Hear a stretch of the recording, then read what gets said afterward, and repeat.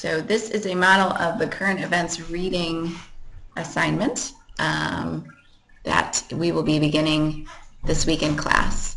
I am recording this from my house, so you might hear the fish tank, you might hear the cats. I don't know. That's how we roll in my house. You can see I chose to put together some of the material in a handout to show you some of the salient points. So you can see the citation, and then you can see some of the key information that is included in the assignment description, so scope of the issue, population, blah, blah, blah.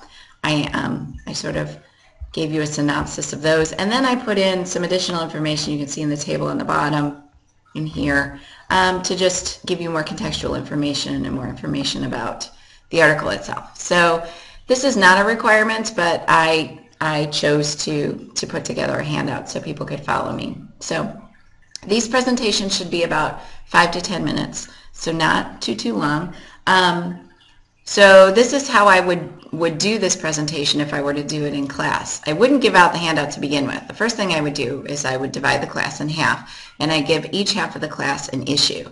So the issue is this. The one half of the class would have the issue of, or the stance of, public schools are failing in the United States. And the other half of the class would have the stance, public schools are not failing.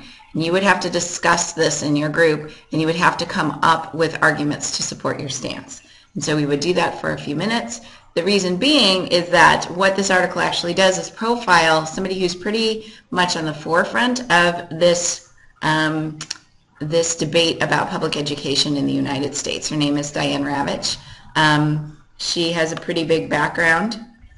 You can see right here that I'm highlighting. She's done a lot of things. She's been in the debate for a while, but what she's kind of known for is the fact that some people would call her a flip-flopper. So that's really captured in this table here. So historically, she was very much a proponent of the stance that public schools were failing our kids, that we were watering down curriculum, and whatnot. And so the solutions to this would be to have greater accountability in today's schools, to raise the standards, to do more testing, charter. She was a big proponent of charter schools, school choice, all of that. What is interesting is that she has really changed her tune because of this. She's made a lot of enemies, actually, that I'll show you some things there in a minute. But what she would say right now is that public schools are not failing. She has some pretty compelling arguments. She would say that graduation rates are higher than they've ever been. She'd say that the United States is dealing with and educating a population that is more diverse than ever before. And in comparison to other countries in the world who outscore us on some of those international tests of achievement, our population is much more diverse than those countries.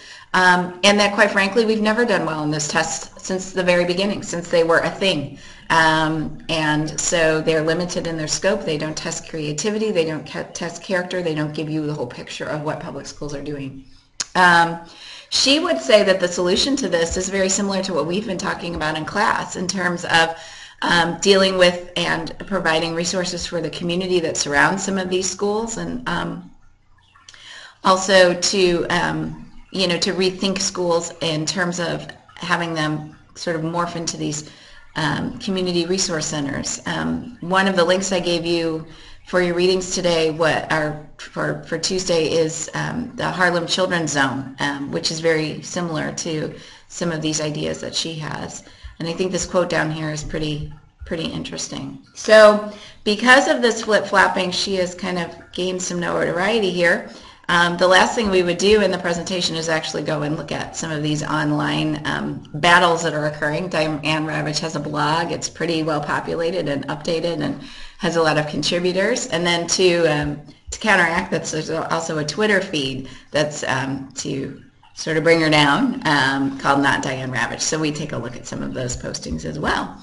And that would be the presentation. So hopefully this gives you some guidelines or some ideas about how you might proceed with your presentations that are coming up.